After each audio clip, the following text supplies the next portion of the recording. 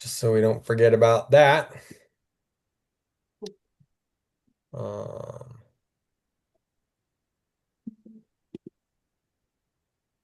Lynn, how you doing? Doing well, thanks. How about you? Doing great. Were you bummed you weren't at the burn this Congrats. year?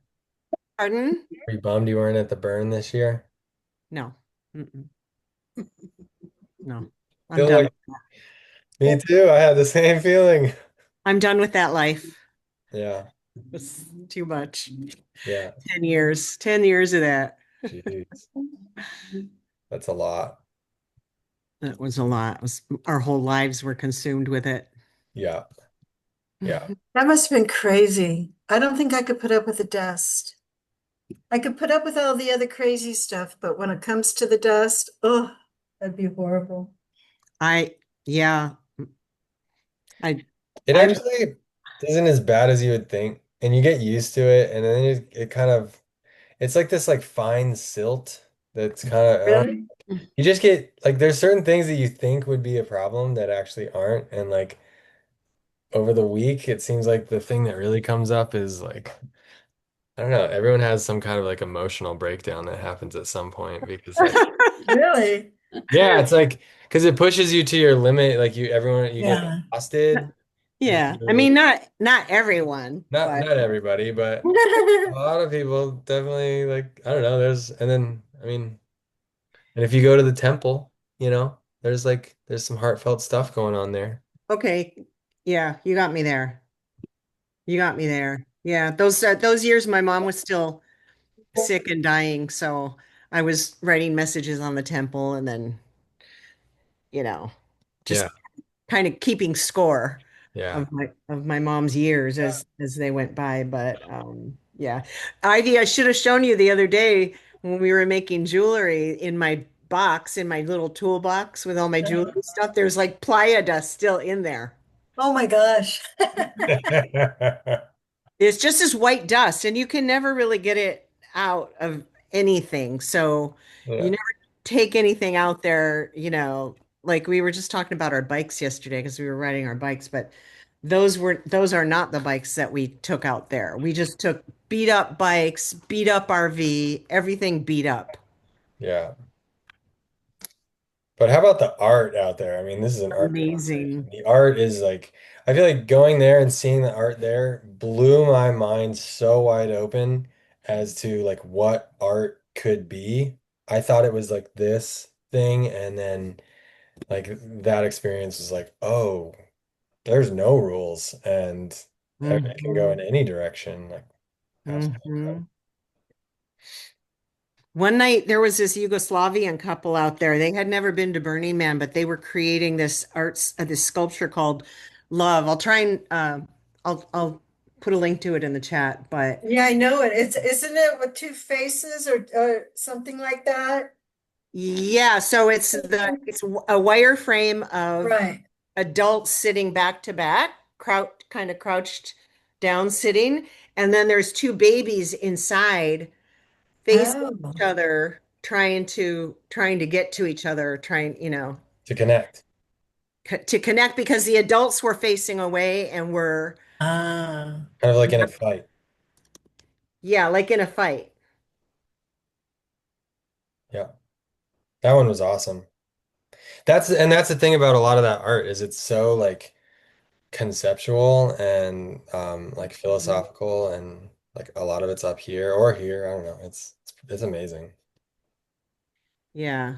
Um, well, I gotta say we have an all-star crew here right now. Look at Yes, we this. do. This is a good lineup. Thank you all for being here. Yeah, it's 7:06. I think we can just jump in and then as people join, we'll just let them in the door. And yeah, I was thinking that we would start out by saying we're going to introduce ourselves, go around the horn like we always do. Introduce yourself, say what your name is, and then say what it is that your creative art is, your creative soul is making right now in the world. And then say what you're most excited about for this upcoming um, art walk. Does anyone want to go first? I can start. All right. I'm Taylor Gallegos. I am a painter, muralist. I make art uh, on large scales, and I'm really excited about this art walk because I feel like this whole time I've just been, this is my first year ever doing art walks. I've never actually done like a 10 by 10 tent art walk before. And and I've just been learning and I've been learning from these talks and like last talk with Jared was awesome and like that gave me a lot of ideas. So I've been kind of like gearing up and getting my whole booth set up in a new way this month and I'm excited to do it. Ivy, you want to go next?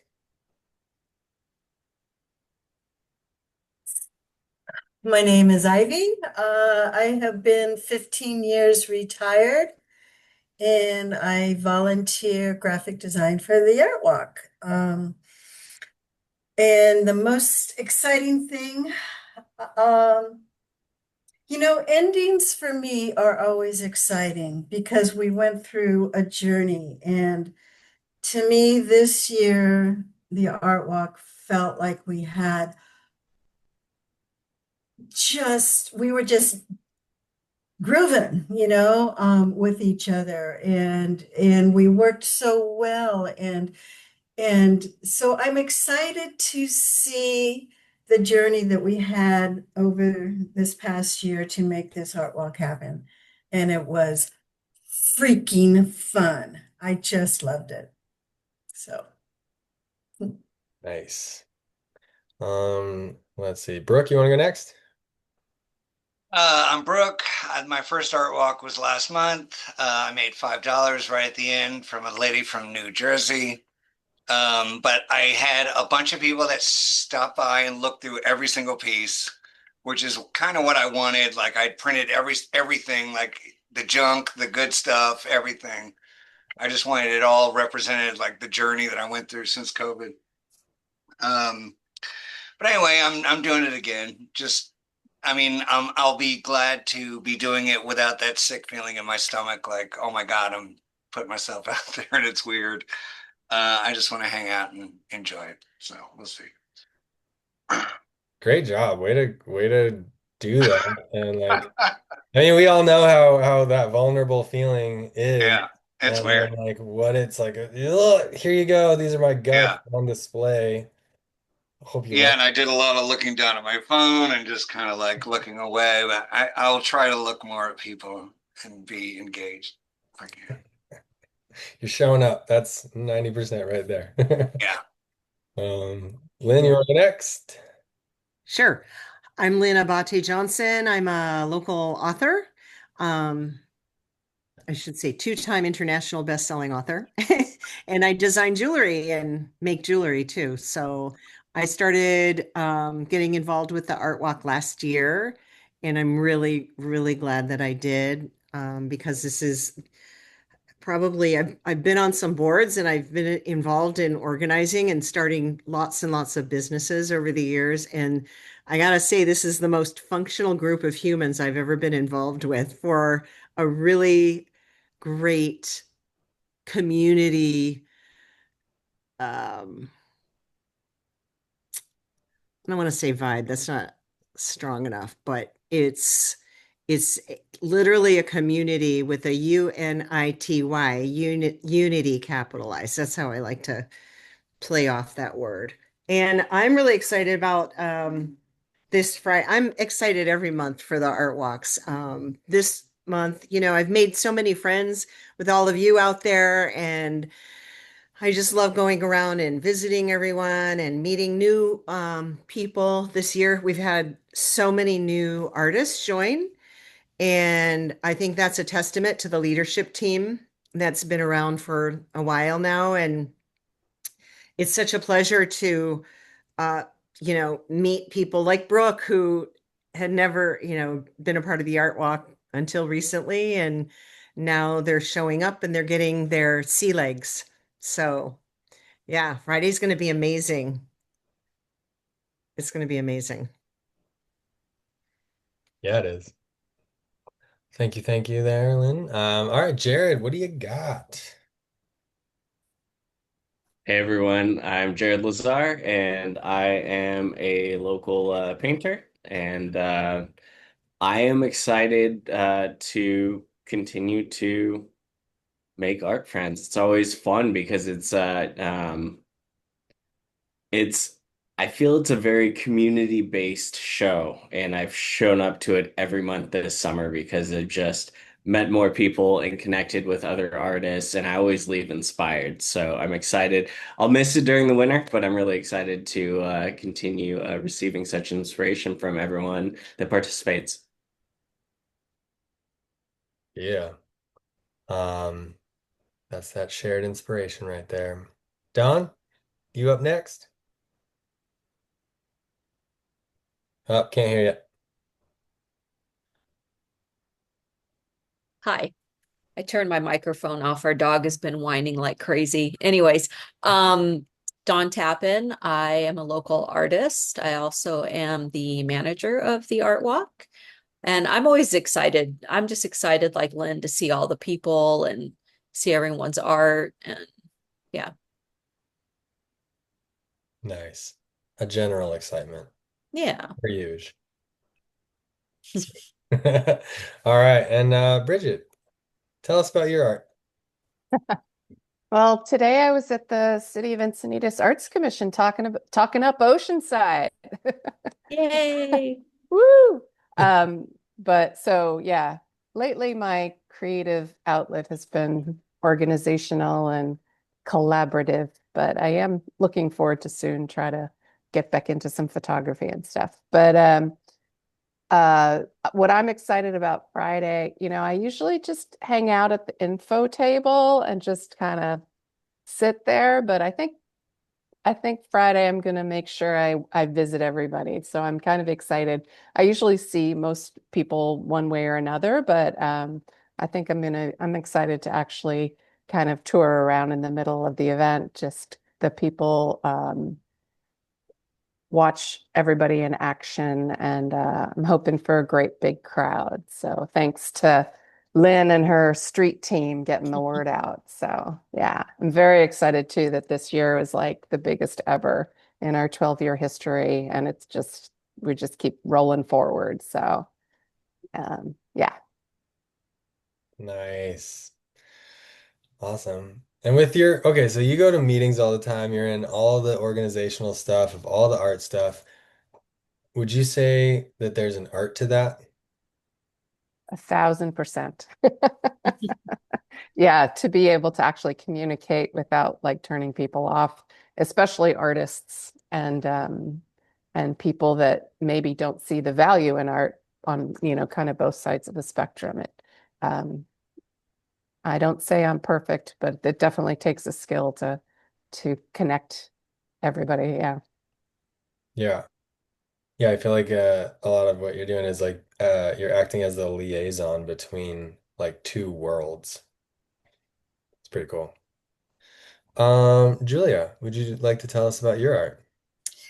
Well, right now my art is keeping my nonprofit alive, but that works too. It's just it's creative all in and of itself, and then just being around all the art in the gallery and the shop and all the classroom stuff is super fun as well.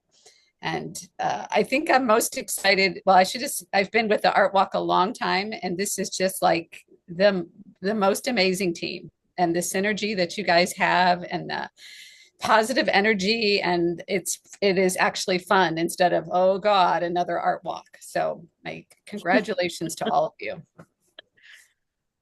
Yeah. Fantastic. And it looks like we have a couple other people on the call. We got Allie. Would you like to say Hi.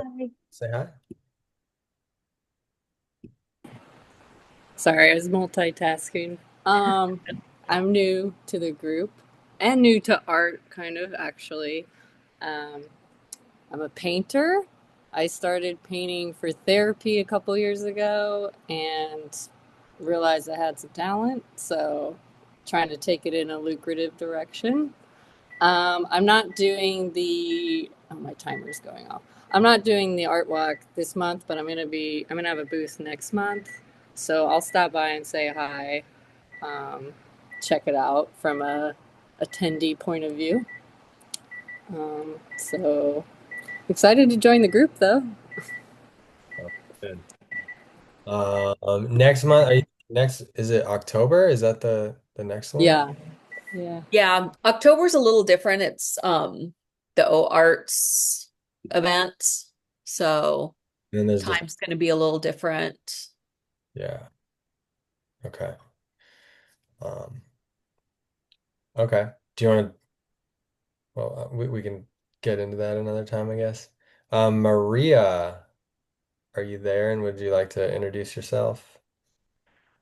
Looks like we got the video off and oh, Yeah, hi. Hey. I am Maria. I am my mediums, we can say, are fabric with quilting, but I don't know how the market is in here about that.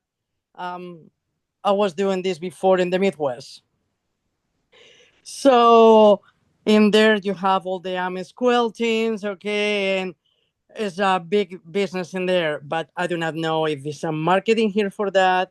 Knitting is too, medals and what I do jewelry, but it's more rough edge, and not so much into painting. I do photography, but it's a little bit on the dyslexic side.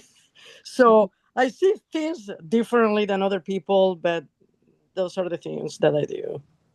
cool. What are you excited about this art walk? Yeah. The funny thing is, I needed to cancel a few times because I was having doctor's appointments to put a loop recorder in my chest. They put one, they took that one out, they put another one in. So I've been in recovery since April, on and off. So you're excited to be here. I am. This is my first time coming. I've been trying. I'm like, okay, I am trying to recuperate from this loop recorder, and that one was not working, and they needed to take that one out from April and put another one in a few months ago. All right. But I am good. Okay. There we go. Well, we're looking forward to seeing you at the art walk.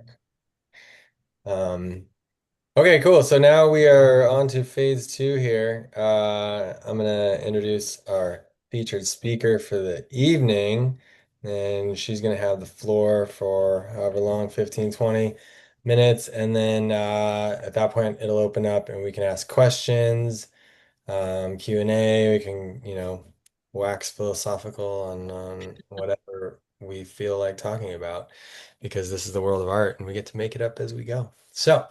Um, without further ado, here we go. Julia Pfister, founder and executive director of Studio Ace, began her career in investment banking and graphic design before earning an MA in art history from San Diego State University.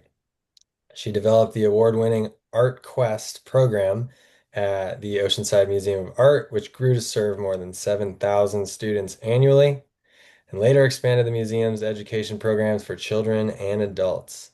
After serving as an education specialist at the Museum of Making Music, Julia founded Studio Ace in 2016, opened its brick and mortar space in 2018. Since then, Ace has served over 54,000 individuals, with nearly 30,000 participants accessing free arts programming. Initiatives include distributing 9,000 plus free art kits during the pandemic, offering inclusive classes of all ages and abilities, including neurodivergent participants, and launching the Valley Arts Festival, which is now in its fifth year. With 60 plus community partnerships and recognition from civic leaders, Julia continues to expand arts access. In 2025, she was named North County's Arts Educator of the Year. So, Julia, you have the floor. Fantastic. Well, it's great to be here, you guys. And before when I graduated from San Diego State University in I think like 2009 to 2008 and was actually had intended to teach. And because I have done many things throughout my career, I've hopped around, and then started volunteering at the museum because of the recession, so I couldn't teach, and wound up starting my own nonprofit. But what my greatest love has always really been art history. And like I said, I've been in investment banking, I've done graphic design, and a thousand other things like every artist has done. And but I took art history, and everything just finally made sense to me. And I do in like one of the things I do have a degree in art. I mostly just do pen and ink now. I did sculptures a long time ago, but just too busy to do it. But this it's a lot of it is about this attachment that every artist has to art history, whether they know it or not. And it's like we're all part of this whole continuum of it. And I was actually after I had graduated with my art degree, I had gone to Florence and was studying art there, and was having a hard time keeping up with everyone. And the teachers, like, we were out drawing the hills in Italy, which sounds so wonderful, but I was just frustrated. He's like, oh, go look at Van Gogh's drawings. He's like, you like patterning. And then it's like everything just kind of for me clicked. And it's like, and I can't do his painting. I'm not a painter whatsoever, but just all the patterns that he has really made sense to me. And it made me feel like I fit into this whole continuum of art history. We have now, have any of you guys here studied a lot of art history at all? Some, yes, exactly. Yeah. So it's just some, and I just think it's so, it's not, obviously it's not vital because you come up with your own ideas, but it's also one of those things. I think if you're lost, you can go looking back and get inspiration from, other artists in art history. Let me see if I can get this up here. So being an art historian, of course, I have a PowerPoint. Okay, come on. Get this. So we go back to that. So that was, I should have probably had that up there as we do that.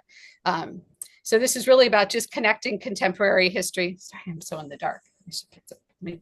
You can see the slides okay though, correct? Yeah. Yes. So the big thing in art history is from all the way along is just this. Each movement is both a reaction against what came before and a foundation for what comes next. And artists continually push boundaries, yet always remain in conversation with history. And we do this, I think artists do this whether they're conscious of it or not conscious of it, of what they're part of. And so I have a couple of examples just to try to show what I'm talking about and doing this. So because I think everybody is familiar with Cezanne and what he does. So I kind of started with him because he's kind of a couple hundred years ago. So if we go backwards, Cezanne, his influences, so we know he's started really the Cubist movement, and Picasso said he was the father of us all. So he was influenced by Camille Pissarro, before that Courbet, before that Rembrandt, and then the old masters. And then you go forward from him, and he influenced Picasso, and then Matisse, and Jasper Johns, and Carrie James Marshall. So it's this whole continuum that you can almost find with any artist. And so you I'll kind of show you this whole continuum. So we start with the old Italian masters there, and then we have a Rembrandt. And then we go to Courbet. And then we have the Pissarro there on the left, and then we have Cezanne and his Mount Saint Victoire, and he's one who really was the beginnings of Cubism and everything fracturing. So he influences Picasso, who in turn influences Matisse, who in turn influences Jasper Johns and Carrie James Marshall. And then here's kind of that whole continuum of it. So I think it's kind of fascinating to as all of you in contemporary artists, how can you relate back to the Italian masters or Dutch masters or Byzantine or sculpture or tapestry in Maria's case, and going back with all with the gold filigree and things like that. And kind of another example here is all the depictions of mother and child, or Mary and Jesus, and I kind of just went to mother and child. And so this actually goes up and down. So we start in Byzantine, then to Gothic, then up to Renaissance, and Mannerism, and Baroque, and Rococo. So we're getting very fancy here. Then Neoclassicism, and Romanticism, and Impressionism, and Neo-Impressionism. Gotta move this thing here because I can't see it. And then kind of the modernism here as well. And then this really the contemporary. So these kind of same familiar images that we see or that we paint is because it's kind of, what is it, that Freud part of the ego, and that it's that learned, that's the thing that's in us, like the fight with good and evil. So for me, it's important to have all this. I aren't you going forward? There we go. And then also the Venuses. So if we go back, thousands and thousands of years, there's the Venus of Willendorf. And again, the idea of what is the female body. And that has changed so much through the years. And then just a quick to Botticelli. I don't think I have too many of these. Then the Giorgione and the Sleeping Venus. And then all the Venuses were always laying down at this point, because I think, men had their fantasies about all this, because this is how they could draw naked women, because it was part of mythology and part of history when we do this. And then up to Manet, where now all of a sudden the woman she's still reclined, but she's looking directly at us. So that was something else a woman never did. At San Diego State, my master's thesis was in the recovery of women in art history. And that is, women always painted, as did every different color of person, but they just were never recognized. And it really wasn't until the 70s and 80s that women have started to get recognition. So I'm sure all you artists are frustrated. I know even 20 years ago there was female artists who would only use their first initial and their last name, because they would have better sales and or get better recognized because of that. So the other part I loved about art history is also the learning of the society of things that are going on as well. And then to Pablo Picasso's Venus. And then these are some really contemporary artists who are using the whole idea of the female body, which is, again, I just used it as such a familiar image for all of us to do it. But they're, again, being able to own it themselves now, instead of being drawn by or being a model for.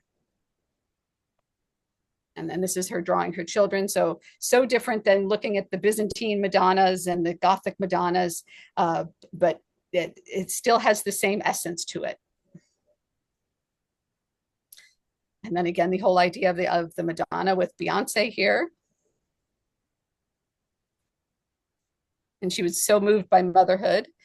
This is Louise Bourgeois, and this is her sculpture Mama, the spider that has been around. So again, her idea of mother. So the idea that you can, whatever that artist creates within themselves still becomes part of art history, whether it is traditional or not, whether it's video, whether it's conceptual.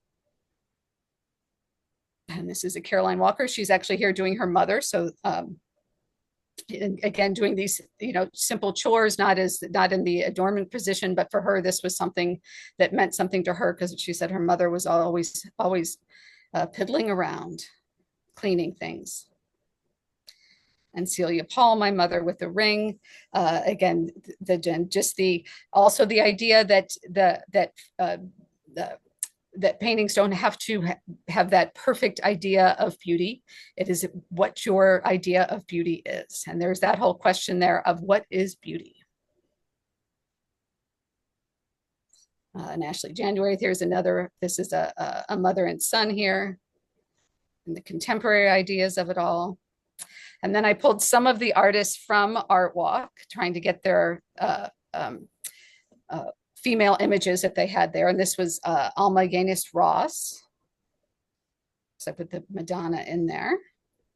And I believe Angelina is a tattoo artist. So this is, again, her idea of that female, but still fitting in with that whole long line of art history. Liz Lancaster and how she would look at that. Jared. Jody Lopez. But just all these different ideas of beauty. And then I think it's from one of Taylor's murals that he has as well. So it's just this whole idea that to me, I like with artists to say, if you do feel alone, I think I'm repeating myself, but you are part of something greater than just the art. And they had the same struggles and the same, pain points that everybody has had, just in different ways as well. And this, I'll just and end with this. And so again, every movement that we have is a reaction against what came before and a foundation for what comes next, because everybody wants to push the envelope, and which is how art moves forward. And again, artists continually push boundaries, but always remain in conversation with history. So, let's see, let me stop sharing there. So it's just really this idea that no matter what kind of art you make, you are part of this whole continuum, which I think is pretty special, for sure. So, any questions or any thoughts?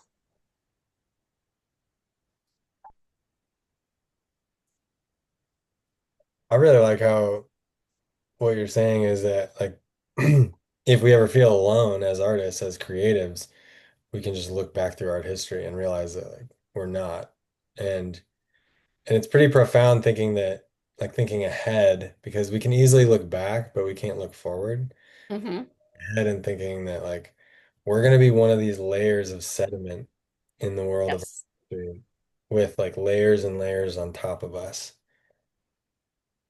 And that's wild. Mm-hmm. And building for all the kids that are in school now. And like it's why it's so important, like even having art walk, that kids and everybody get exposure to this, whether they, because a lot of people don't, we're so used to having art in our lives, not everyone does, other than the simple things around them. But I think that just it is the importance of everything that we do as artists, and like all the meetings that Bridget goes through, and all the organization and things that you have done, is giving this community that this idea that that they can be a part of the community, and that art also is you're making art accessible, is the other thing that I think is so important um, in this day and age, because it can, with especially with museums, look very elitist, and we had a lot of problems with that at the museum, of people and black and brown people in particular, saying, I that's not for me, that's just for white people. And how do you break those barriers? And that's really kind of why I started ACE, was to make it more accessible. And it's every festival that anyone has culturally, and understanding that culture through their art. So if you have a hard time understanding the Samoan culture or the Philippine culture, it's like, but if you look at their art, that's something you can relate to, and that's something that everyone can have in common, because they can see it all and have that expression with them. And it just kind of goes back throughout the whole, to me, the whole world. I've been working on a book that's kind of about globalization of art. And like we go back to Impressionism and we think, oh, that was only done in Paris, and they had everything there that they needed to have Impressionism happen. And that was at Genesis. But had the Japanese not done ukiyo art 150 years prior and wrapped their baubles in it that they sent to France, and then Monet sees this and Van Gogh sees it, and this is a whole new world for them. So they're influenced by this Japanese art from 150 years before. They're getting paint colors from all over the world as well. Not all those colors were, just done right there in France. And so this idea that you are part of this global community through the arts. And I think this is also true for music and performance and for dance. It's just, we're not in a vacuum. We're all part of this whole, global art world. and which can sound kind of Pollyanna, but in in this day and age, and at any point in time, it is a commonality that I think that we can find with each other, and a way to, to express it for, and whatever opinions you have as well. Do you think there is a Oceanside School? Do you feel like there is a kind of common movement that's reflected in the art walk, or is it just lots of individual artists kind of spinning and doing their own thing? I mean, I think one of the great things about it, and to see it building, is the variety of art that is there. And even, seeing, like, there was probably 3 or 4 crochet booths, but everybody had something different on it. And the idea that, because then you get into that difference also between, what's the difference between art and craft. And I always kind of like to see, because there are craftsmen who their work is so exquisite, but they make the same thing over and again. That work's still exquisite. I kind of say that craft can also be a gateway drug to art, to the finer art, because it gets you a way in. It's like, oh, if I can do this and make it look like this, now maybe I can vary it because I have that confidence, to actually do that. And what art then, besides just being beautiful, and for the artists, the expression of it, is what it can do for communities and for kids, and for in doing community projects together. Kids are working together, and we did a play at Stewart Mesa Elementary, and the kids we were doing it in the math class, and so they had to divide the stage, and they divided the background, and then some people painted the scenes, some people were the actors, some people worked on the lighting, and then so you had this whole thing going on.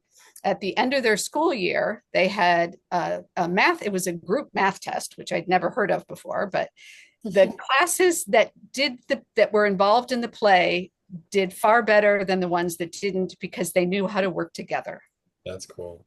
That they learned through art. And it's just so that the significance and the power of it, beyond just the making and the creating and the beauty of it, is so much. And it's like when Bridget also was talking about, trying to talk to people who don't say they don't get art, and it's all that, it's like, but it can do so much more than just be the beautiful, objects and paintings and sculptures that it is.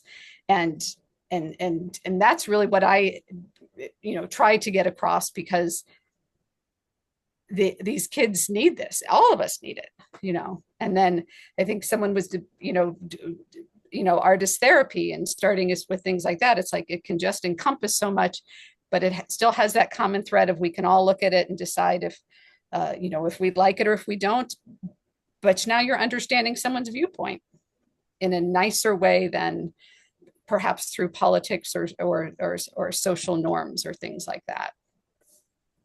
So I think art and art history is just the best thing in the world, and will spend my life trying to get that across to people. And when we did the Americas for the Arts, the economic impact of the arts, and that now you can go to those city leaders and say, you don't have to talk about it. It's just beautiful and makes us feel good. It's like, oh, we brought in, $100,000 to your community.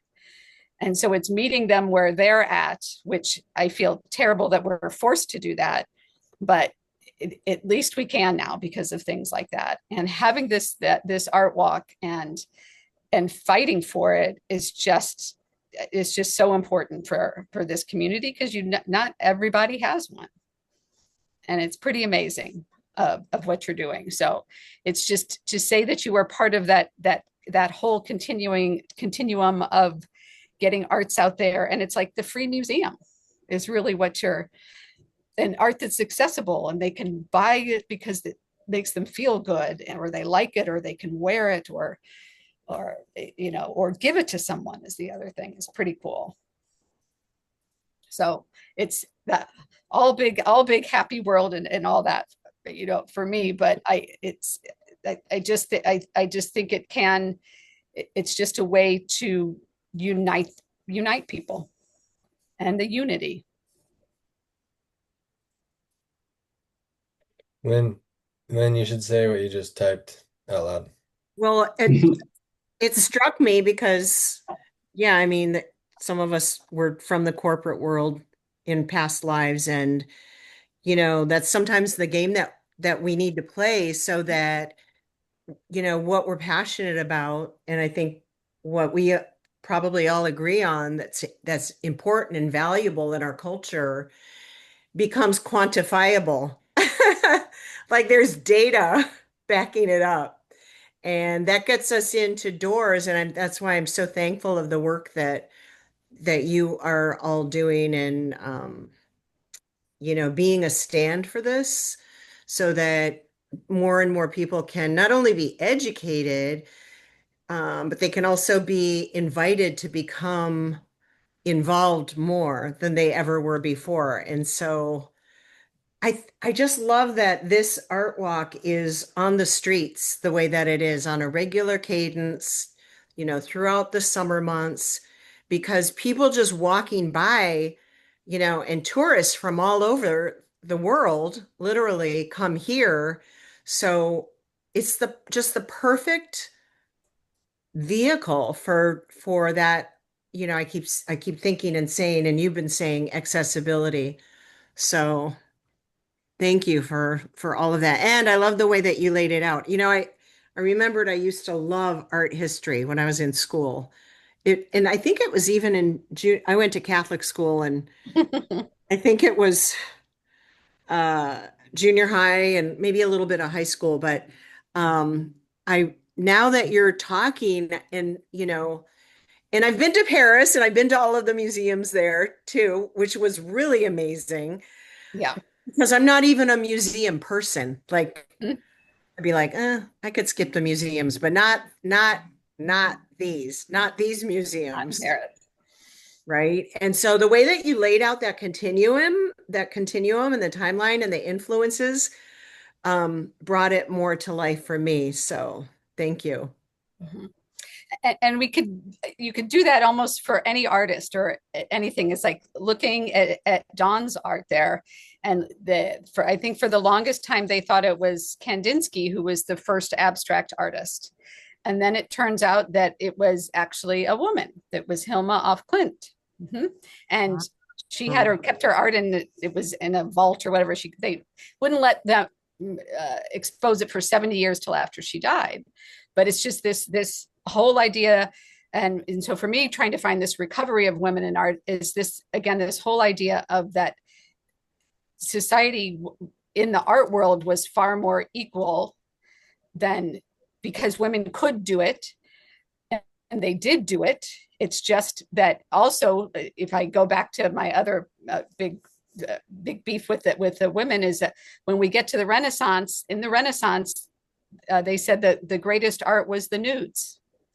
And you had to be able to go out into Europe, and you had to be able to talk to people and go out. Well, women weren't allowed to do that. They couldn't do anything from the nudes. So therefore they're never going to meet that standard. But what they did was just as spectacular as what the men did.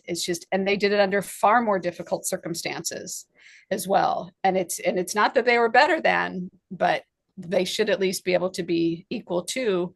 And it's really true. It was particularly, I also had done a lecture on African American artists, and very much the same trajectory is they all did it.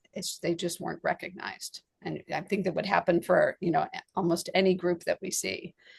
So, and it's just, again, putting us back in there and I think also when you feel down and you don't, well, other artists have struggled too, and they've had points that they can't, and they have the artist block, and what do I do next? And how do I live? And how do I make art and still survive? And that's been happening for hundreds and hundreds and thousands of years.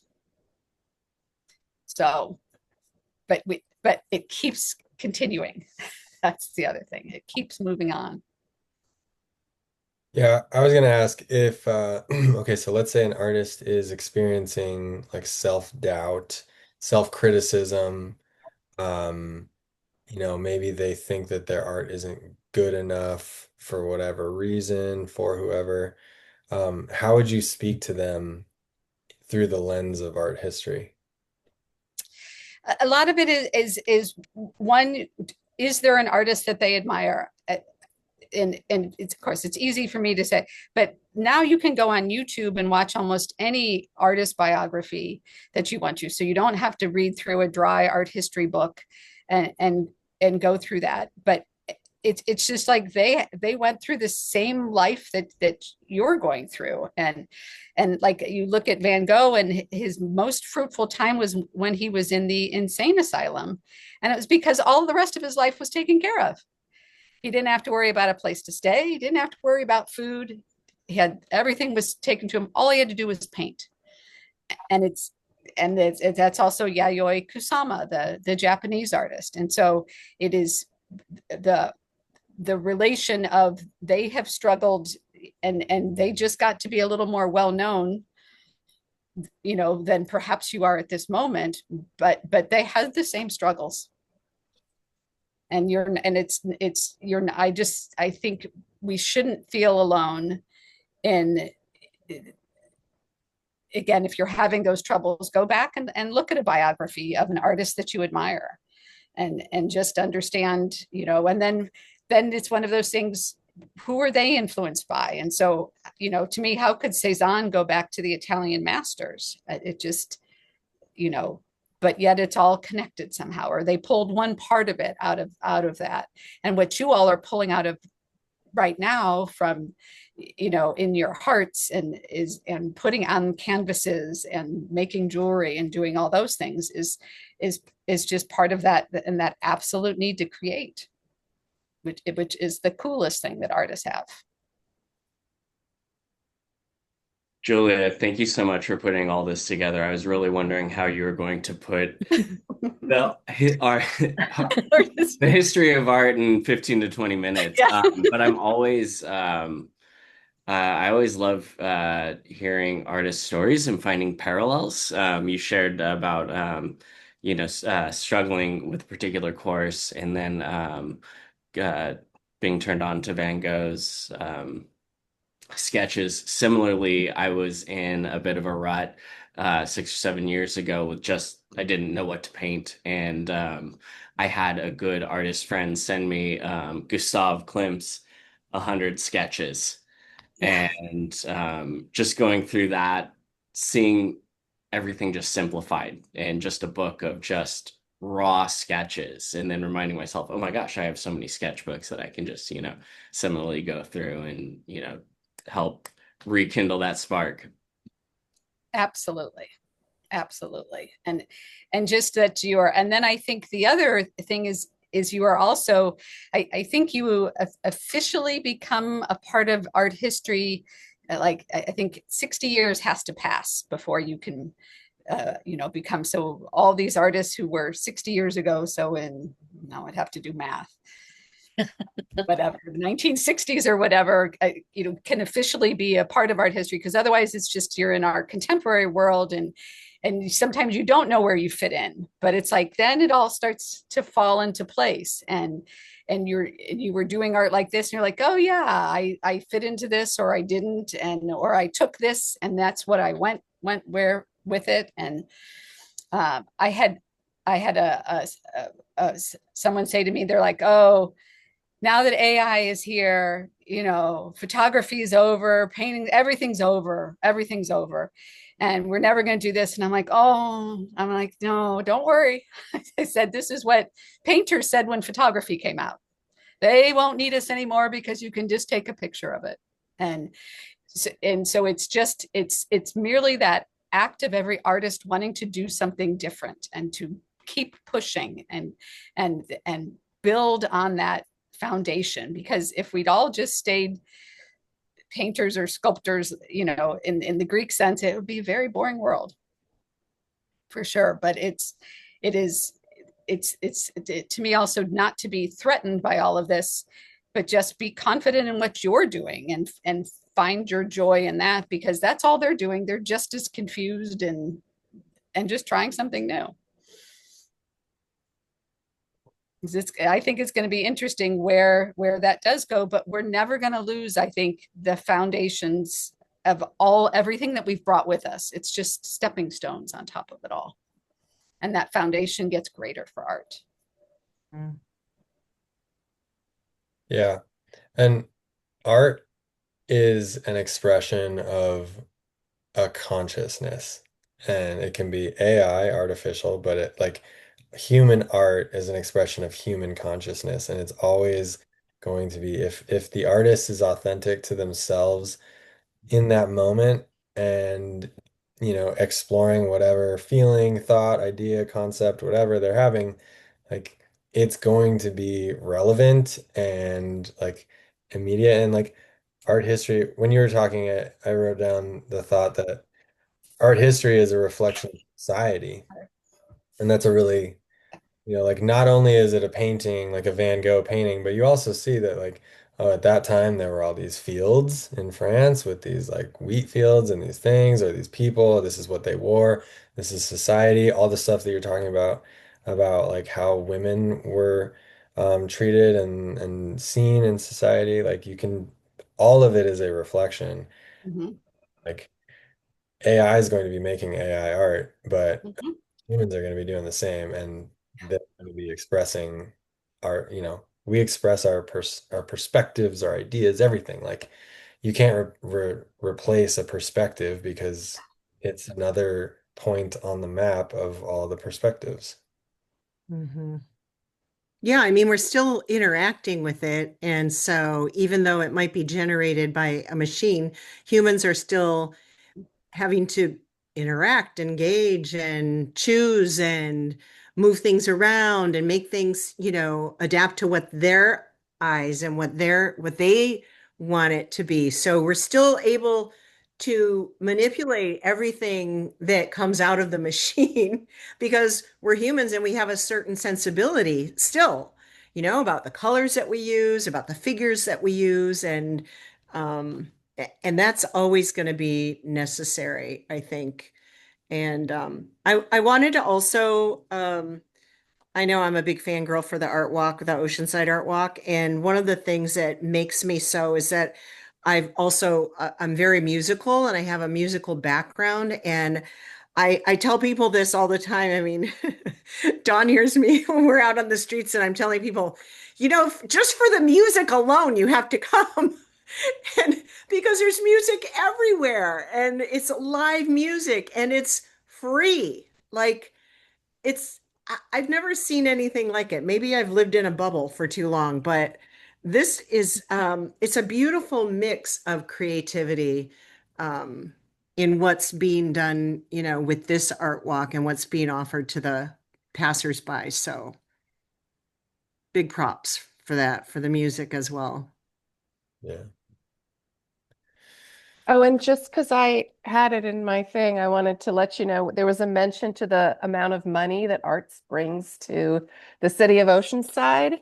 Annually, it's $57.6 million and sustains 1,000 jobs, and that's just arts. Wow. That's awesome. Yeah. So this whole idea that art is not viable is not true. It is just, and that's, I think, also, what, and that's what I try to do in all of us in trying to get out there and show our artists, like, you should be able to live by this because it's really helping society in so many ways and building that. And I think to deny that is, I had a teacher friend, and she taught art at Oceanside School District for 30 years.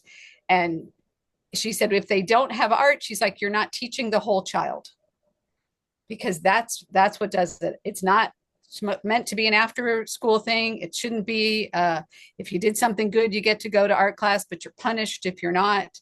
It's like, it should be this whole, because it is that whole ecosystem that should be part of their lives. And that's what fails. And whether it's the music or dance or performance, and everybody listens to it or watches it if they're not making it. And it's like, we all need it somehow.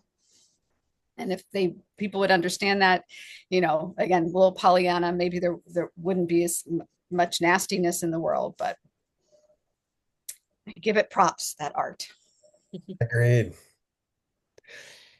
I have a question for you. In terms of art history and looking back at that and then looking at contemporary art, what would you say, how would you define great art?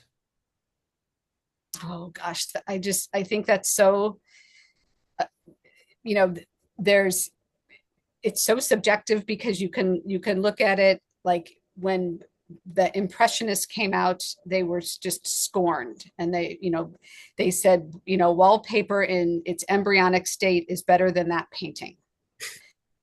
And it was just, for years, it was just trashed. And then when the pointillism came along, the critics just lost their mind, because they wanted all this mythological, historical, and religious art, because that is what had happened for so long, variations of it. And then Impressionism just fractures everything. And we're so used to it now, and it almost seems a little sappy and sickly sweet to us, but it was just blew the art world apart. And they had to have their own, so this talk about contemporary art that they created, and they even wanted to be called the group, they wanted to be called the Independents, because they didn't want to have any isms attached to them or anything like that. So it's just this idea that, whatever contemporary art you're doing now, I don't know what's good or not. I think everybody has to judge it. There are some things you could say, I think, do they have the techniques down? Are they using the materials properly? But even that, why shouldn't you be able to explode that out as well? And combine all these different things that you want to. So it's more about, I think so much of it is the passion that you put into it, and the care, because every artist, how many hours and hours do you work and draw and to create? And what it also doing is building your own foundation. And so, oh, I can go this, I didn't like that direction, and then you can pull from all that, and then I think your art then comes out. And looking at even with, there are exceptions, of course, with all that, but even going back to Cezanne, he did very dark, very structured, very classical drawings, because he had a classical education. And the same with Picasso, and look what they come up with. So it just doesn't. And then there are people who have had no training and are just, and I guess I don't know if the question is also is how do they become the famous ones? I think that's just probably more marketing, having good marketing, having someone that backs you, things like that. I don't really have the answer to that one.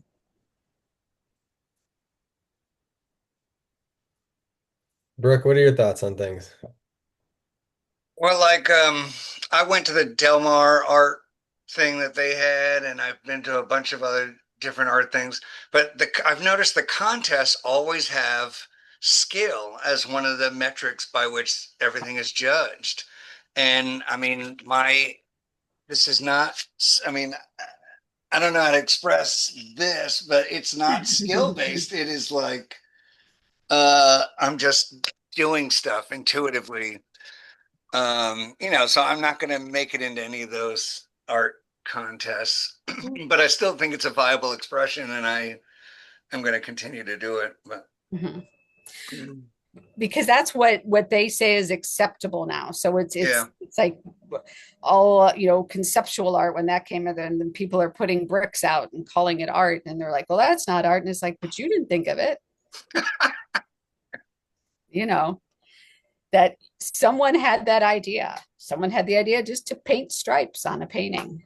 And and it's like, oh, my kid could do that, but they didn't. This artist did, and then you think about the color sense that they have and how that all works together, and then abstract art, it just always just to me, it just works in your brain when you get it right, because that it's like then you finally, I don't know, it all just gels together for me when you see that. So I don't think anything is more or less viable. And Not. like art history is kind of uh like a tree or like a vine with different branches that are all kind of like going off in different directions. And like one conversation, one direction of the art history conversation is minimalism. And so then there's all these artists throughout time who've been like playing with minimalism, and they're speaking to the one that was before them and before them, before them, before that. And they're like not even in the same like field anymore as like a painter, but still it's art and like it's 100% viable. And like, and you can be like that any direction that the art tree is stretching, like there's always something new that can be done in that direction, and then like sprout a new branch off of it that maybe connects to the old ones or whatever. And there is that thread, and what we do a lot, I'm sure you all have too, but like with the kids, and you see something and you're not even sure what it is, and it's that simple question of tell me about it, and they know exactly what it is, like you know exactly what your art is, and that, and all of a sudden it changes. It's like, because your passion is infused in that, and your heart is infused in that, and it's you. I think you're compelled to make art as artists. Yeah. Allie, did you have any thoughts about anything you want to throw out there? Um, yeah, I think as far as like being successful, or what was the word you used? Expertise. I forget what word you used, but I think it is all about, like you said, connection is huge. Like it's pretty subjective, right? And if an abstract piece appeals to one person and not the other, well, it's still successful. And if a minimalist piece appeals to one person, not the other, it's still successful. It's all about just finding the people that connect with it, and that's what makes you successful. Because not everybody's gonna like your stuff, but it's all viable, and you can argue about skill, but at the end of the day, if someone likes it and they're going to pay whatever they're going to pay for it, then Absolutely you're successful. I think So, someone and bought. that's the whole purpose of it too, right? Sorry, my dogs are playing right now. Is having people resonate with it and connect with it and get some kind of emotion out of it or something out of it. And that's what makes it successful to me. So, I mean, yeah, certain colors look good together and certain shapes look good together, but there's some fundamentals. But at the end of the day, it's all about the perception that somebody gets from it and the feeling that they get. So that's my 2 cents. Well said. There's a book by Arthur Danto who said, I think, and it was right in the 60s, right when pop art came, that was the end of art as art had been known since the Renaissance.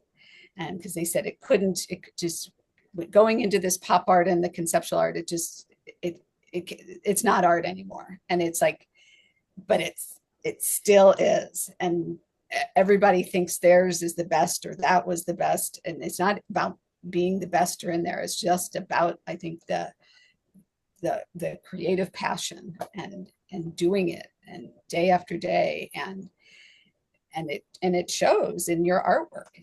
It's like no matter what you do, you can see that it meant something to you.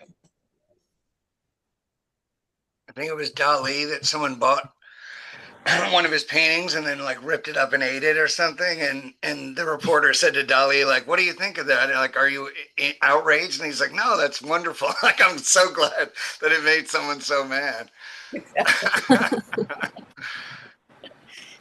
Well, Yeah, I guess as long as you're getting the reaction you want from it, then it's and you mentioned, art as therapy, and it's, uh, Ali, like so much. I mean, you look back through art history, all the artists, Van Gogh, for example, he had a really hard time. Like, if he lived now, he would probably be much better taken care of because people are aware of different mental situations. But like, how many artists throughout time and history, famous ones and not, get a therapeutic element from their art? I know that I do, and I have throughout my life.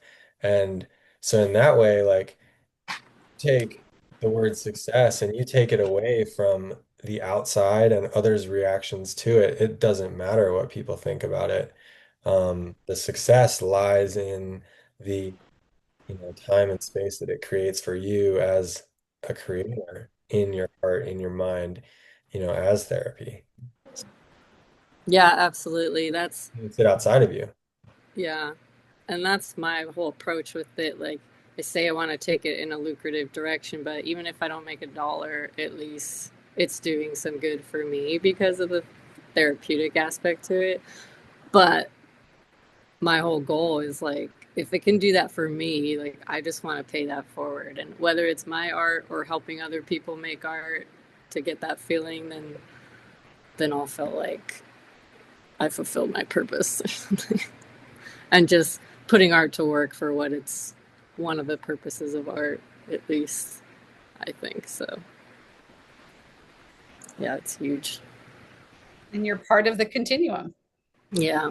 You're bringing it forward. Everybody, all you artists are bringing it forward, which I think is, and now it's what you said about the vines, and it just can just continue to grow. And because it's also because that is also what makes us different than animals is our ability to create art. It's like that we have that kind of those thoughts and compassions and all those things inside of us and separates us from from animals, and I that's think so cool.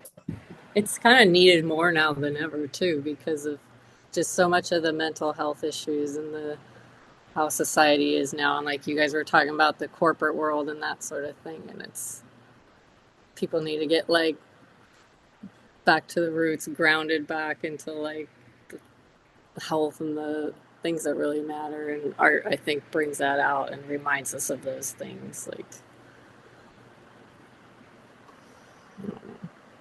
Couldn't agree more. It's like if we all just did 15 minutes of coloring or sketching or painting yeah.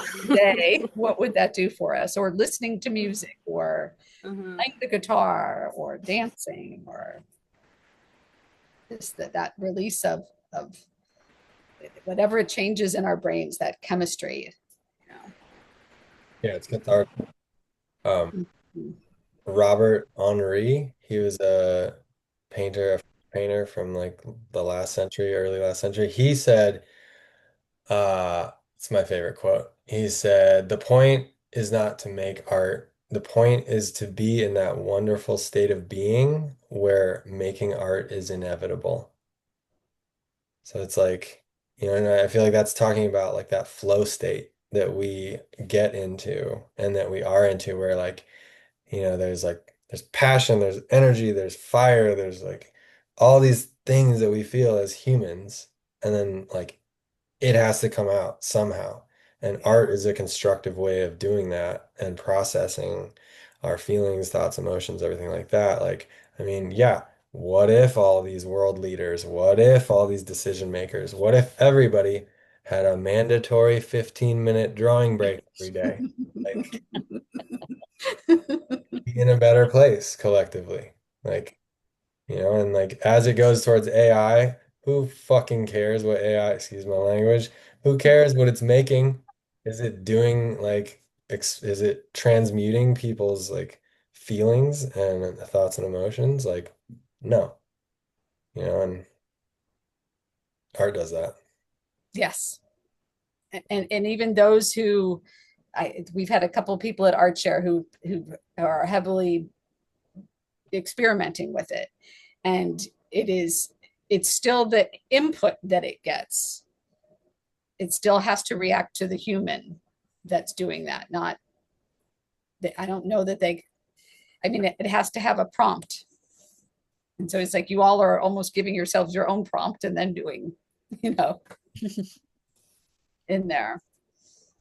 I'd But like to say something about my experience with it this past year, because this is the first year I got really serious with it. It is in the prompt, and I created about 60 different uh, things with the AI this year, and it's in the prompt. But what is so exciting about it that I didn't think that I would find out about is you feel like you're almost feeling like your spoken word is creating life. It is so interesting because you in your prompt you paint your prompt like you would a canvas, but you're speaking the words, and it that part alone is just very exciting because now you can just talk. You have to, and again, it's in the prompts, but you have to. Oh, geez, it's hard to explain. Other than the fact that you almost feel like God. Seriously, I don't know any other way to put it. But after creating a bunch of AI pieces, I was really excited about it, but I didn't, I was more excited that my words created art. And that kind of is a new opening for artists. So I always resisted it all the time. And the only reason why I jumped on the bandwagon is it's here to stay. But it's no different for me when I'm creating a piece to go to stock photos, spend hours to find the perfect thing and throw it in my composition and then go over here and do it. Or what I normally did was go out and shoot it with my camera eh, to bring it back in. And even though all of those things are fun to do, the fact that you can do that all with your spoken word is exciting. Simple as that. Do you feel like you get into this? I mean, like you heard what I just said, the quote, like getting into the zone, getting into flow state with making art. Do you feel like you get in that same zone, um, working with AI? If I only singularly worked with AI, I can kind of with the wording, yes, I can feel like, oh, but it's even more in the flow state because again, it's no different for me to go and get a stock photo or create AI photo or whatever it is that I'm trying to do. So when I'm combining all of those and putting it into my digital art, I still get in the flow.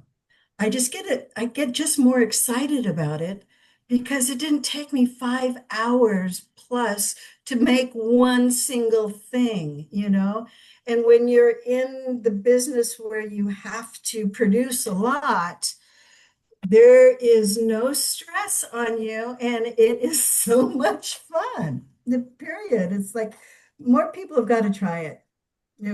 It's just fun. A new form of art.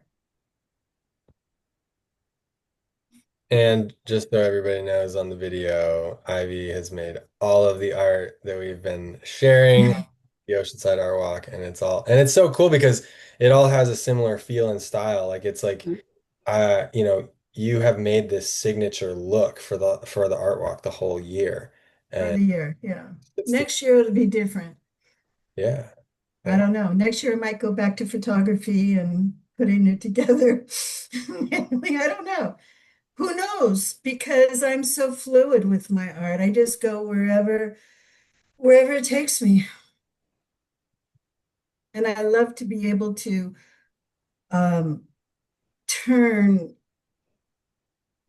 I love to do so many different things in art that it's like a river, it's the banks and stuff turns.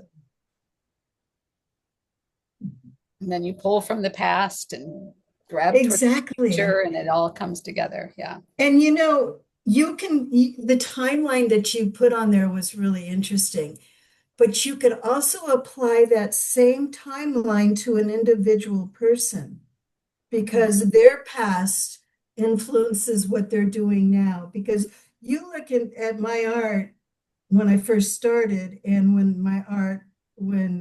today, there's nothing. I mean, I can see the stepping stones, just like the history, which is really interesting. Mhm. Yeah, That's cool. I know. Yeah. Don, what do you think about stuff? What do I think about stuff? I don't know. Sorry, today was a very long day and my brain is sort of fried. Um, what do I think about AI? No, about art history or whatever.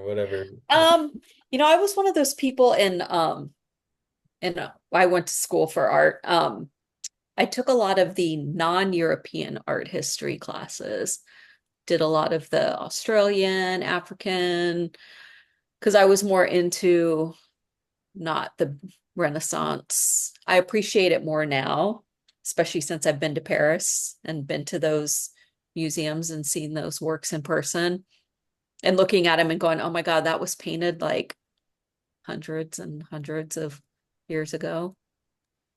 But I liked the way you did that timeline though and connected it because it does make a difference when you see it that way as opposed to like you're only studying this part of history and only this part of history, but connecting it together. You should you should do an art history book, Julia. Okay. That way. Like this is how all of these like start. Yeah. It's these connections, and It's the connections. Yeah. that's what I love that. And Mhm. I think what's interesting when you're talking about the African art and almost anything that's not Western art is most of their objects that we would consider art were they didn't have that concept of art. Right. That It was, all they used it for things. It was what we useful consider a craft. or ceremonial or Right. and not meant to be sitting in a museum looked at. It was meant to Right. be used or Functional. destroyed when Right. its time was done. So such a different concept that we have that we kind of that we and so we created this construct of you have art and then as you get better and better and you rise to the top and then you get into a museum and now I've made it or I sell a bunch of stuff and all that and it's like so it's also kind of fighting and I think all of you fight against that construct of this has to be what success looks like and it's like what Ali said it's that's not it it's building bringing people with you expressing what you have and and to me almost fighting that because that path is just it's just one way that art is Right. important. Yeah.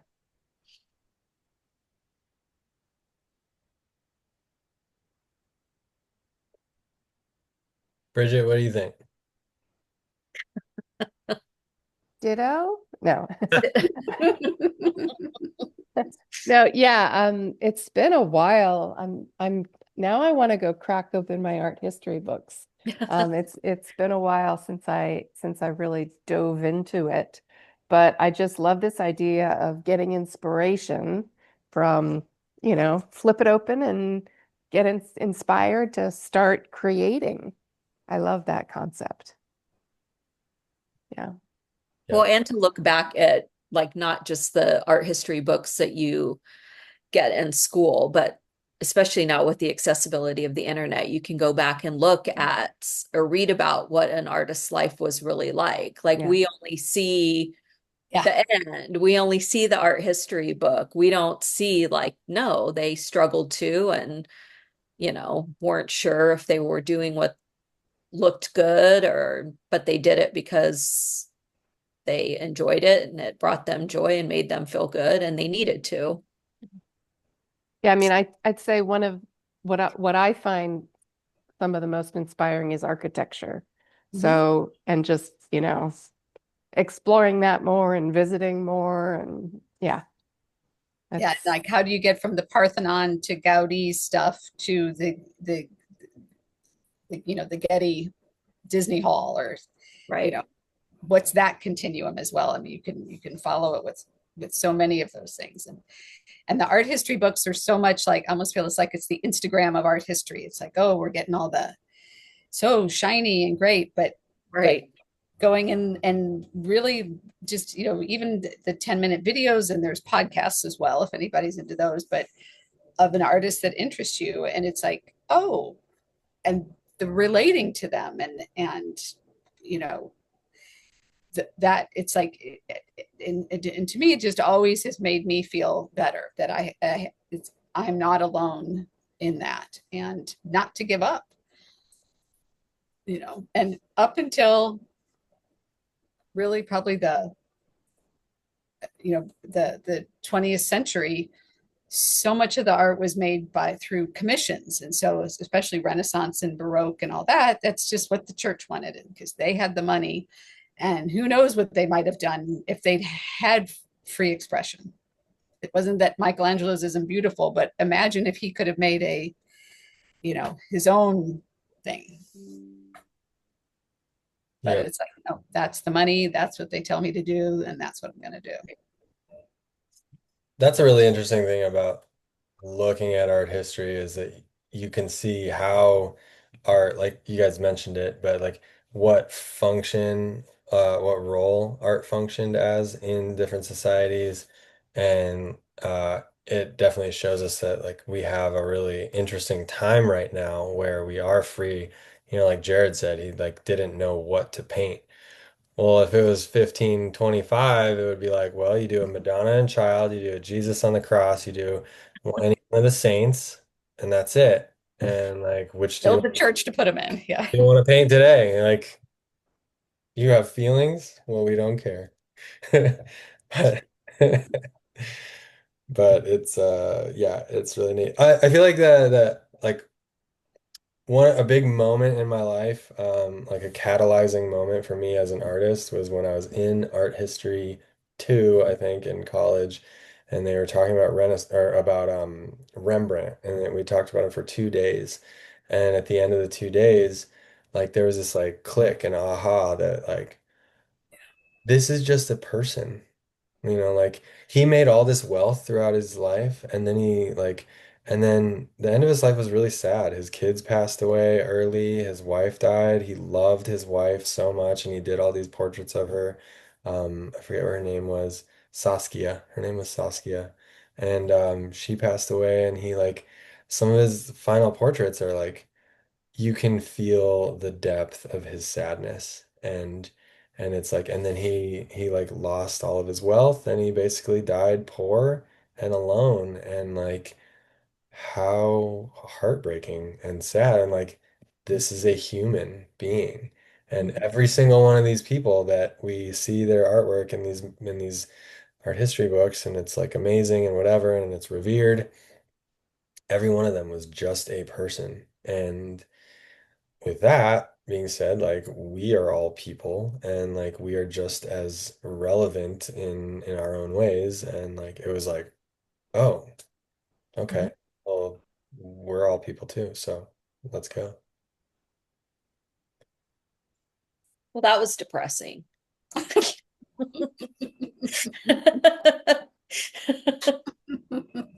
Life sometimes Life died, his kids died.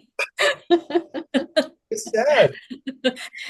Buddy. I love Rembrandt. I feel for the I guy. do too. Bad for him. He was awesome. There's some happy stories in art history too. Yes, there are. There's some A good. lot of sad ones. There's a whole lot. Go down the list. Lots of crazy, lots of challenges. That's crazy. I mean, Yeah. Didn't Hil- somebody lose an ear? oh yeah, oh yeah. Oh. Hilma off Clint though. Hilma is an amazing story. I really like she was the one that Julia referenced earlier who was doing abstract art like 50 years before the first abstract artists were doing it. And and it was amazing. And she tried to show it. She was from Sweden, and so she tried to show it in like Paris where it was happening, but like at that time like women were relegated to the second tier, and so she never really got her chance. And then she got a couple opportunities at like big Paris art fairs, but like nope, she was in the wrong hall. With her art wasn't in the main hall, it was in this hall, and like people didn't show up the way they were supposed to. And then she ended up like not getting discovered, and then she had all these health problems, and then she ended up passing away, leaving her art to her nephew. And then her nephew, but like in her will, she said it couldn't be shown for like so many years after her death. So then he kept it, and then he kept it for like they tried to do a show in I think like 1998, and this was at like maybe in LA, I think, maybe at the Getty or somewhere, and it was like not really that well received and not that many people noticed it. And then fast forward to like 2019, like 20 like 6 years ago, and then the Getty no the Guggenheim Moving finally, on. and that one blows up. And now they've realized that like the one of the biggest artists of all time was a woman doing abstract art before everybody knew it. She's one of my favorites. Yeah. She's She heard that the very beginning of her art career, she was in, remember when she was doing the seances with all the other women, and they were saying that she was receiving, that she didn't really do the abstract art because she was receiving all of her signals from you know, from above, as you know, through the Ouija That board. didn't count. Yeah, and you're like, come on. It's just she's a channel, so it doesn't count. Right. Aren't we all? Isn't this what? I was going to say, yeah, where do we get it from? yeah, and that is sometimes you just wake up and you have that idea and you got to get it out and you how to do it. I think it's also cool. She wrote in some of her writings that she said she would love for her art to be displayed in a round building that you could, and then it winds up in the Guggenheim, and that's where it blows up, like Taylor said. So cool. Yeah. Just fascinating stories of you know, of what people go through. Yeah. Julia, if you were gonna give us a list of your top 5 to 10 favorite artists from art history, who would they be? Oh, oh gosh, that's always so hard. And you all have to do it too. So start thinking. Yeah. Um, I do. I love Van Gogh just because because I love the patterning and all of that. Um, I also am a huge Matisse fan, and particularly in the Fauve period with all the color, because I just that color is just amazing that he has. And then kind of complete opposite of that would be Jacques-Louis David, that did all those super realistic, but they were like the size of the wall behind me. It's just like, how do you come up with, how can you conceptually do that painting like that? You know, just blows me away. Um, I also really love uh, Suzanne Valadon, who was in the Impressionist time, and she was one of the first. And so she had some success then, but she really did women as real women instead of like the perfect Venuses and all of that. And then I do love Leonardo da Vinci too. There's just because he's just a wackadoodle all the way around, you know. you just and the genius of him is just crazy. And a vegetarian. See? Really? No wonder he's wackadoodle. That's awesome. And I would have my six would also be I do love the ukiyo prints from Japan and that whole time period when it was they were doing the 43 views of Mount Fuji, and I love all those prints are just beautiful as well. Yeah. Were those woodblock? Yes, yeah. Have you studied much like Asian art history and Not too much. I did in school. I did a whole thing on actually did an exhibition on it, um, on South Pacific art, and then also art of in Australia and New Zealand as well.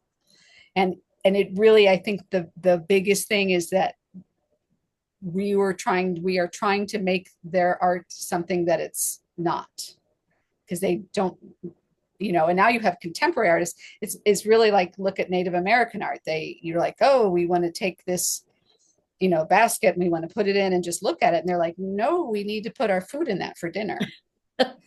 you know, and I, I think I think what I think everything they had worked because they were using the beauty of the earth and they were using the elements around them. And again, we try to make it this Western art, but they just used the earth, I feel. And so it's like I feel like that's why they're so connected to the earth. And, and we're the caretakers, all of the, indigenous peoples, wherever they were. All these masks and all that were, they didn't manufacture, they weren't getting paint and they weren't getting, plastics and bronze and all that. It was everything around them. So which that kind of just gives me shivers. well, and it's like their culture was different. It's Yes. like in Western art history and contemporary art history, art has a value that's assigned and it's an asset as well, especially when you get to higher levels. Like it's an asset that holds value for people. And so like wealth can be held in art, Yes. and like this is a reflection of a capitalistic monetary based society. Whereas other cultures throughout history have not had that same relationship. And like art is a reflection of humans and culture and society and everything like that. Yep. So it would make sense that, yeah, it's like they don't even think that way. It's like when settlers came across the United States of America, it was like, or the North America, and we're like, hey, we want to, that's my land. And they're like, what do you mean? Like, Nobody's land. it's the land. Like, what do you mean it's yours? And if you look at cave art from all around the world, just extremely similar because they all, they had some different colors in different places, just depending on what the plants that were there. And that, like, oh, it's the cave art on the wall, that's the museum. But I think we're still trying to figure out what that meant other than, what they had, but that expression that we were making it something that it wasn't. I don't think they had, bring me two stones and you can see the cave art on the wall. Back then it was so much more ceremonial. But we're doing it today. So, Pure expression. yeah. But at least it's still important because it's still, at least it's out there. But there are so many better ways to get art out there. The art walk being one of them. Bring it full circle. There we go. Well, anyone else have any thoughts, ideas, anything you want to throw out there? Awesome. Oh, Julia, Thank you. That's Thank you my for letting thought. me ramble. Thank you for everything. This is a great one. Thank you. Yeah. All right. Well, see you all on Friday. Friday. Can't wait.